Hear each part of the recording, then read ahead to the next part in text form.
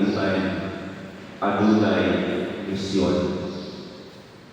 Marang sa kanato, adunay puluhaton. Wala kita na tao ng kalibutan na walay tulong. All of us has a purpose in life.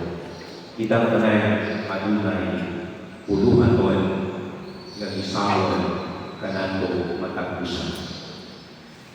Sa akong unang pagbasa, nasayran nato na ang ilang pagmalay ngadto sa templo, ginamit pa ang mga animals, mga mananap, nga mga ihawan, sulugon, o ihalan ngadto sa templo.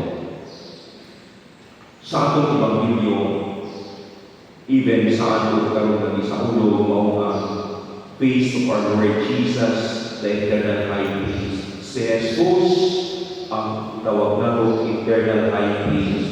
Siya ang iyang misyon mao ang pag-alay dili na mananap kundi ang iyang kaugalingon ngadto sa Dios tungod kung anang kanato. Apan dili sa dali ang iyang imani. Atong tunggan sa atong unang pagbasa sa atong Ebanghelyo na adunay say kahadlok, adunay kabalaka, o adunay usab imani niya nga kakapoy o imani usab siya diha sa iyang mga apostoles na nahadlok siya. Doon mo sa'y panahoy na nakaingon siya, kung ako lamang ang magbuon ni dili ko musuwan nga inon ko kinikupang. Apay, dili man ang akong pagbuon ang matuman kung hindi mo amay.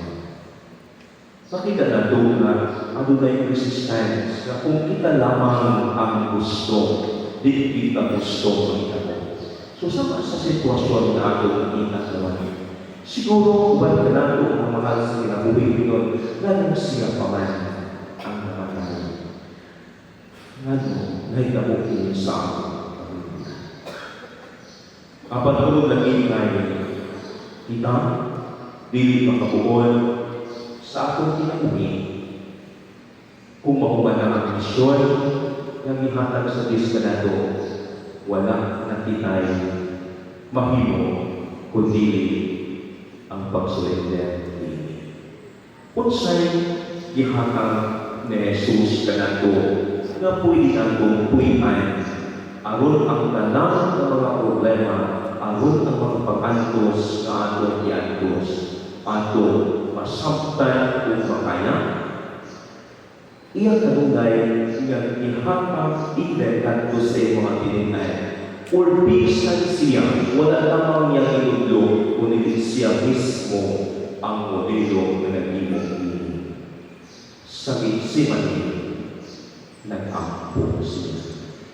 Kung iyang iignay ang iyang mga kauman, sila Zebedeo, Pedro, pwede ba mag-ampo mo ikaw?